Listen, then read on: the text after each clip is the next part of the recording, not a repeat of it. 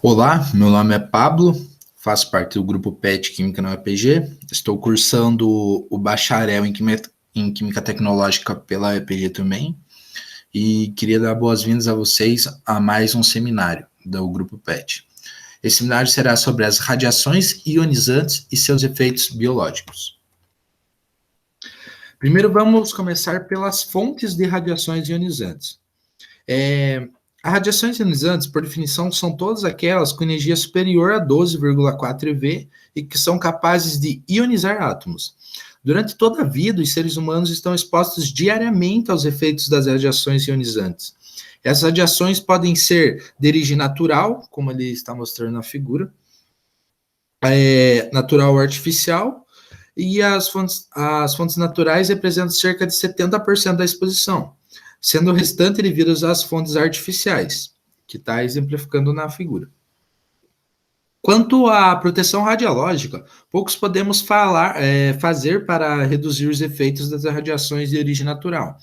No entanto, no que diz a respeito às fontes artificiais, todo esforço deve ser direcionado a fim de controlar seus efeitos nocivos. É nesse aspecto que a proteção radiológica pode ter um papel importante. Aqui temos as fontes naturais. Na categoria de fontes naturais encontram-se os produtos de decaimento do urânio e terônio, que são o radônio e o torônio. Esses elementos são encontrados em rochas, solos, sedimentos e minérios que contêm concentrações significativas desses elementos e que, com o decaimento radioativo, transformam-se em radionúcleos pertencentes a essas famílias radioativas. São gasosos e depositam-se nas partes mais baixas dos ambientes devido ao seu alto peso atômico, representando cerca de 80% da dose total recebida pelo homem devido à radiação natural. Outra fonte de energia natural é a radiação proveniente do espaço sideral, com resultante de explosões solares estelares. Grande parte dela é freada pela atmosfera, mas mesmo assim uma porcentagem importante atinge os seres humanos. Recentemente, com o aumento do buraco na camada de ozônio da atmosfera, o percentual devido a essas radiações tem aumentado muito.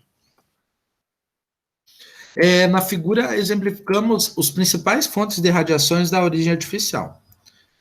Pode-se observar que a maior contribuição deve-se às irradiações médicas e, dentro dessa categoria, o radioagnóstico é o que detém a maior porcentagem. Devido a esta constatação, todo esforço deve ser direcionado no sentido de controlar e reduzir esses valores, o que pode ser atingido através da aplicação efetiva dos preceitos de proteção radiológica. As fontes artificiais são constituídas de aparelhos elétricos e não elétricos. Aparelhos elétricos, obviamente, utilizam eletricidade como fonte de energia para acelerar as partículas e gerar radiação.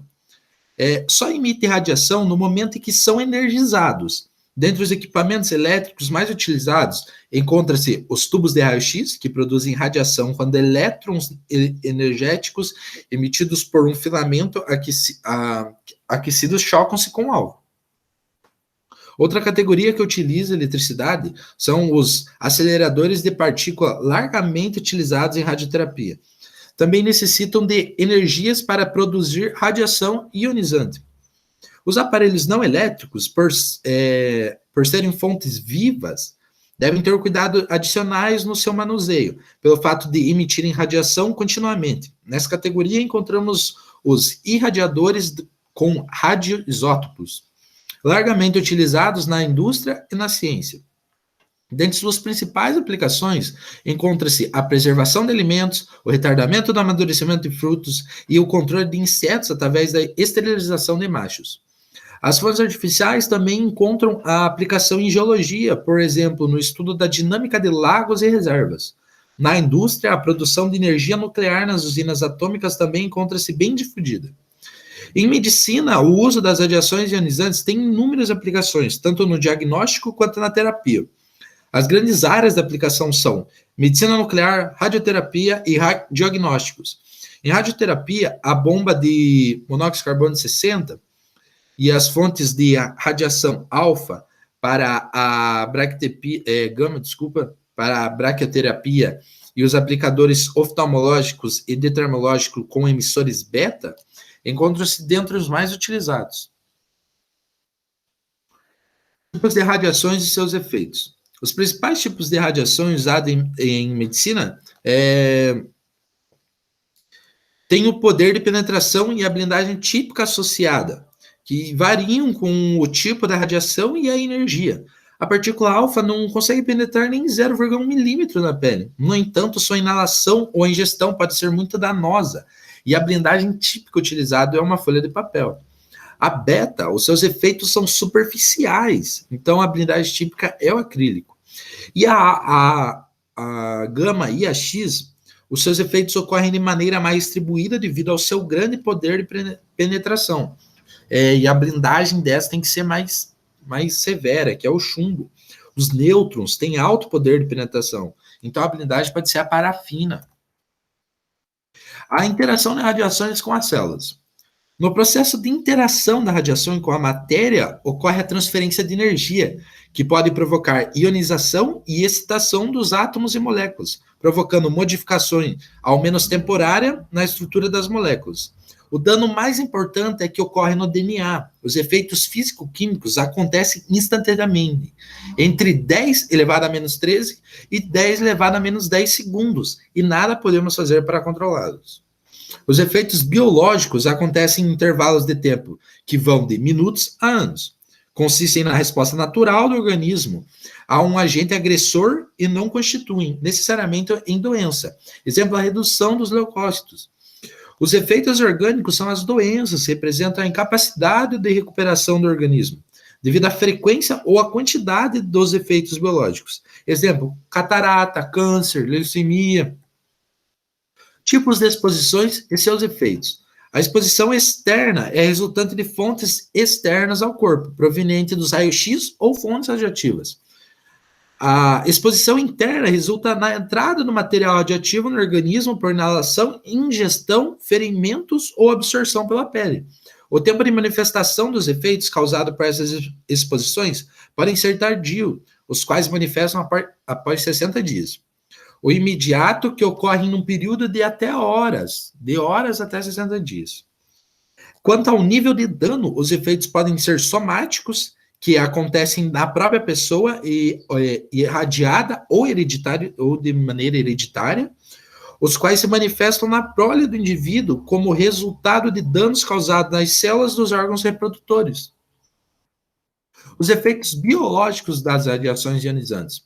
Os efeitos biológicos podem ser estocásticos ou determinísticos. A principal diferença entre eles é que os efeitos estocásticos causam a transformação celular, enquanto que os determinísticos causam a morte dela. Os efeitos estocásticos. Os efeitos estocásticos causam uma alteração aleatória do DNA de uma única célula, que, no entanto, continua se reproduzindo e leva à transformação celular. Os efeitos hereditários são estocásticos, não apresentam um limiar de dose e o dano pode ser causado por uma dose mínima de radiação. O aumento da dose somente aumenta a probabilidade e não a severidade do dano. A severidade é determinada pelo tipo e a localização do tumor ou pela anomalia resultante. No entanto, o organismo apresenta mecanismos de defesa muito eficientes. A maioria das transformações neoplásticas não evolui para câncer. Quando esse mecanismo falha, após um longo período de latência, o câncer então aparece. A leucemia é entre 5 e 7 anos e os tumores sólidos são aproximadamente 20 anos. Os efeitos são cumulativos. Quanto maior a dose, maior a probabilidade de ocorrência. Quanto o dano ocorre em célula germinativa, efeitos hereditários podem ocorrer. Os efeitos determinísticos. Os efeitos determinísticos levam à morte celular. Existe uma relação previsível entre a dose e a dimensão do dano esperado, sendo que esses só aparecem a partir de uma determinada dose. A probabilidade da ocorrência e a severidade do dano estão diretamente relacionados com o aumento da dose. As alterações são somáticas, quanto a destruição celular não pode ser compensada. Efeitos clínicos podem aparecer se a dose estiver acima do limiar. Indivíduos diferentes apresentam sensibilidade diferente e, portanto, limiares diferentes.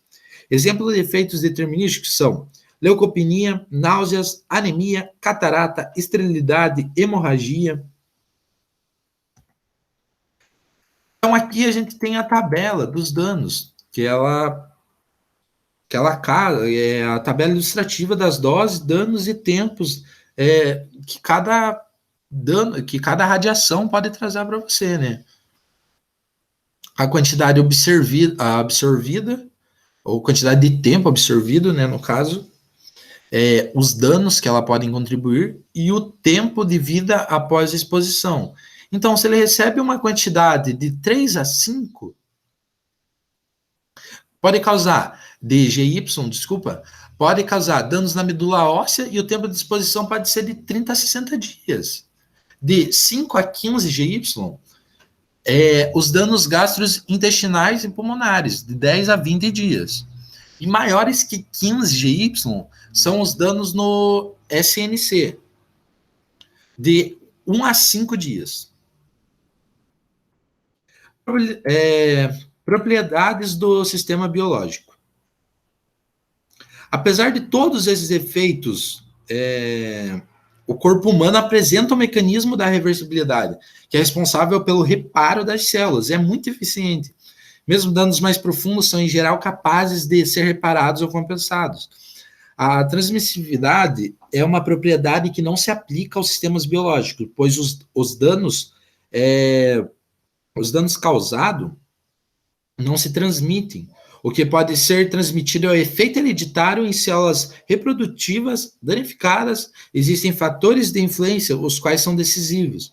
Pessoas que receberam a mesma dose podem não apresentar o mesmo dano. O efeito biológico é influenciado pela idade, sexo e estado físico. O sistema de proteção radiológica. O objetivo primário da proteção radiológica é fornecer um padrão apropriado de proteção para o homem, sem limitar os benefícios criados pela aplicação das radiações ionizantes. A proteção radiológica baseia-se em princípios fundamentais que devem ser sempre observados. Justificação. O benefício tem que ser tal que compense o detrimento, que é definido como sendo a relação entre a probabilidade de ocorrência do grau da gravidade do efeito. A otimização. O número de pessoas expostas às doses individuais e a probabilidade de ocorrência desses efeitos são nocivos. Desses efeitos nocivos devem ser tão baixos quanto razoavelmente execuíveis. Esse é o princípio do ALARA, as law and reasonably achievable. Limitação de dose. A dose individual dos trabalhadores e indivíduos do público não deve exceder os limites de dose recomendados, incluindo-se as exposições médicas e pacientes. Prevenção de acidentes. Todo esforço deve ser direcionado no sentido de estabelecer medidas rígidas para a prevenção dos acidentes. O sistema de proteção radiológica consiste em evitar os efeitos determinísticos, uma vez que existe um limiar de dose. Manter as doses abaixo desse limiar relevante e prevenir os efeitos estocásticos, fazendo o uso de todos os recursos disponíveis de proteção radiológica. Para o efeito de segurança em proteção radiológica, considera-se que os efeitos biológicos produzidos pela radiação ionizante sejam cumulativos. Para a proteção radiológica de exposições externas, considera-se distância. Quanto mais longe da fonte, melhor. O tempo, quanto menos tempo perto da fonte, melhor. E a blindagem, quanto mais eficiente, melhor, que seria do chumbo, no caso. A classificação das exposições.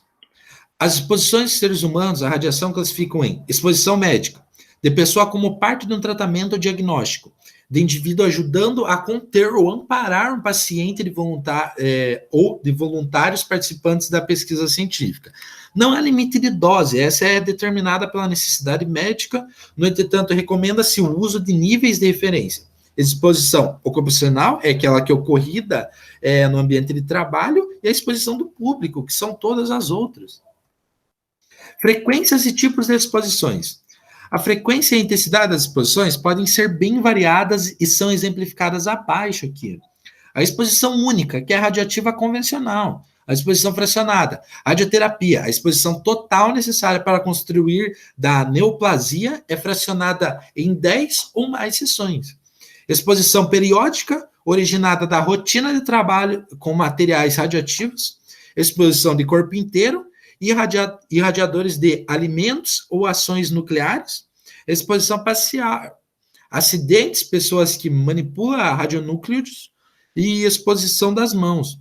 Exposição acumulada é a radioterapia, o feixe é colimado à região do tumor.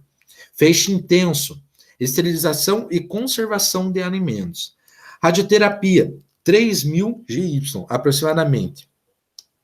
Feixe médio, radiodiagnósticos, alguns GY por incidência. Feixe fraco, radioatividade natural. Então, pessoal, foi esse o meu seminário. Aqui estão algumas referências bibliográficas. Espero que você tenha gostado e até o próximo.